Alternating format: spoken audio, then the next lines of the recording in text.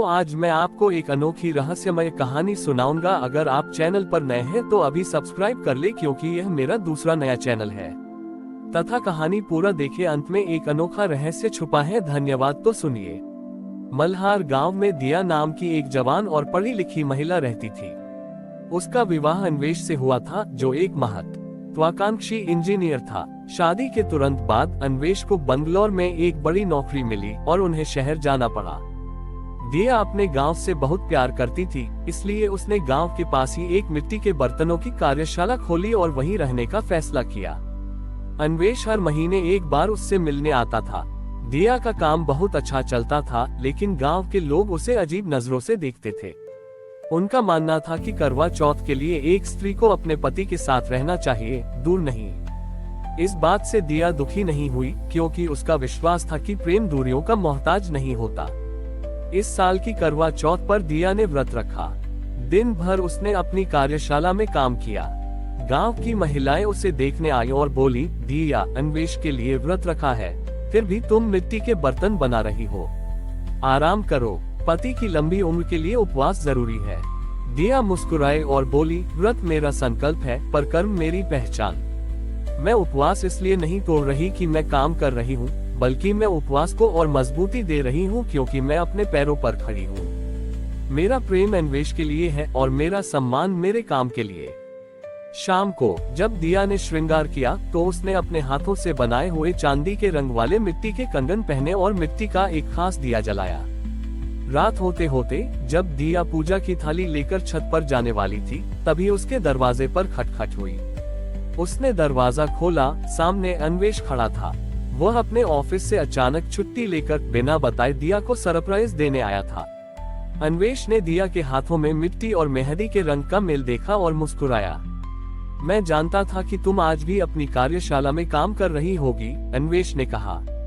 तुम्हारी आत्मनिर्भरता बड़ी ही तुम्हारी सबसे बड़ी शक्ति है और मैं इसी वजह से तुमसे सबसे ज्यादा प्यार करता हूँ। दिया ने खुशी से उसकी तरफ देखा। तभी अन्वेष ने अपनी जेब से एक छोटा सा मिट्टी का चांद निकाला, जिसे उसने खुद गांव के बाजार से खरीदा था।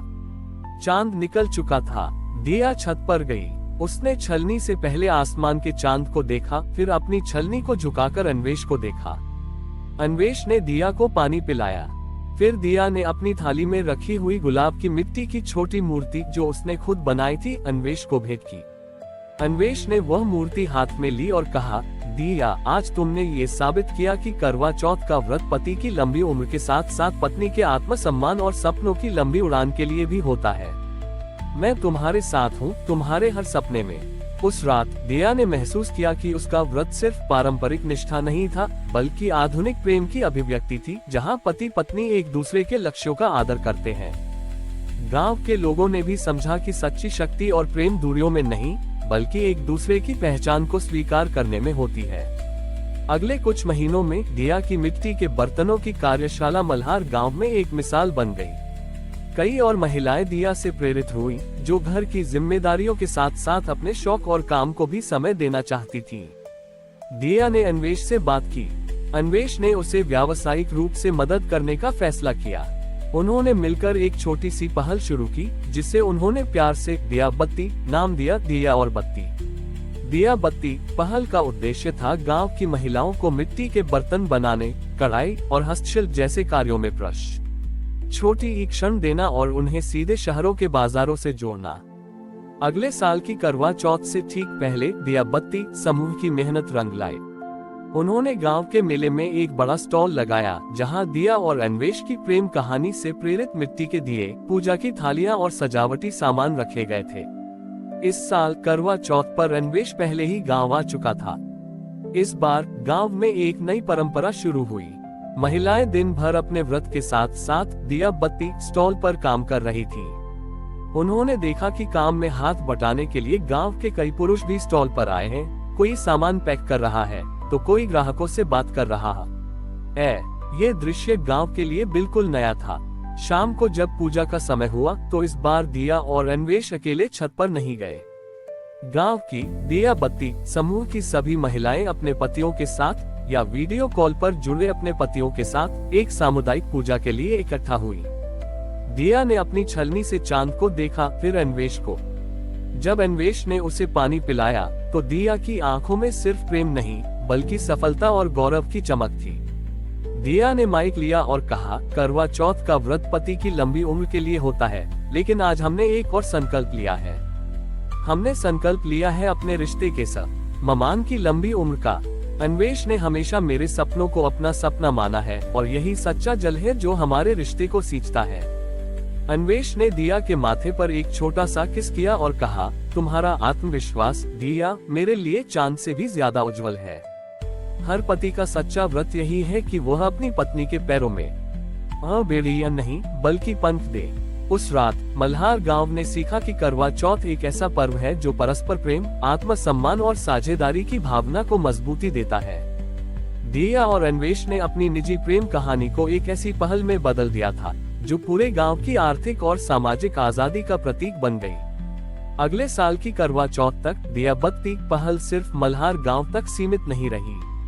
अन्वेष की इंजीनियरिंग पृष्ठभूमि और दिया के कलात्मक जुनून ने मिलकर इस पहल को एक ब्रांड बना दिया।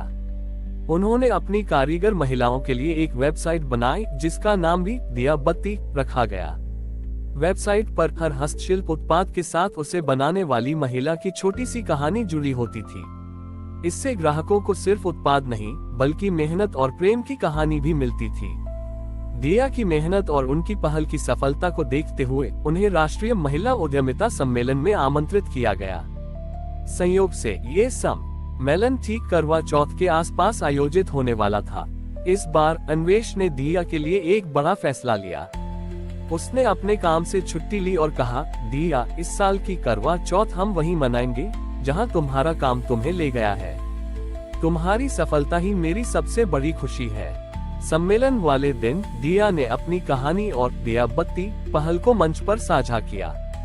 उसने बताया कि कैसे एक साधारण सा करवा चौथ का व्रत आत्मसम्मान और साझेदारी की भावना से गांव की सैकड़ों महिलाओं के लिए रोजगार का साधन बन गया।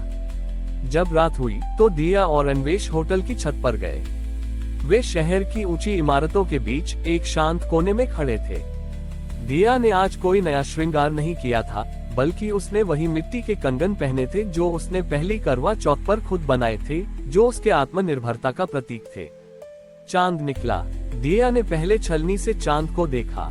जब उसने अपनी छलनी अन्वेष के चेहरे पर रखी तो अन्वेष ने उसे पानी पिलाने से पहले रोका। अन्वेष ने अपने ब्रीफकेस से एक बिजनेस कॉन्ट्रैक्ट निकाला। ये कॉन्ट्रैक्ट दिया बत्ती पहल के लिए एक बड़ी कॉर्पोरेट कंपनी के साथ स्थायी साझेदारी का था, जिसे अन्वेष ने चुपके से फाइनल किया था।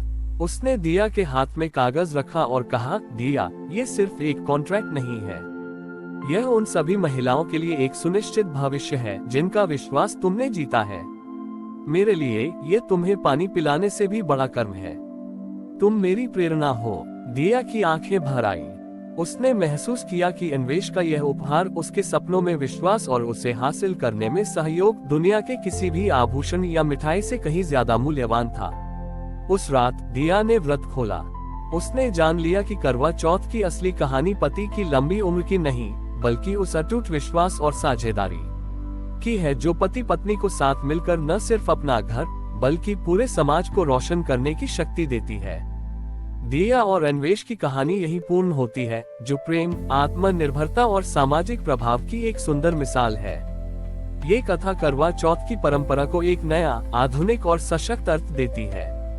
हमारी और भी आध्यात्मिक एवं अनोखी कहानियां देखने के लिए हमारे चैनल पर जाएं तथा धार्मिक एवं पौराणिक अनोखी कहानियां हमारे चैनल पर है। कृपया जाके देखें तथा हमारे चैनल को सब्सक्राइब करके रखें और वीडियो लाइक जरूर करें। धन्यवाद।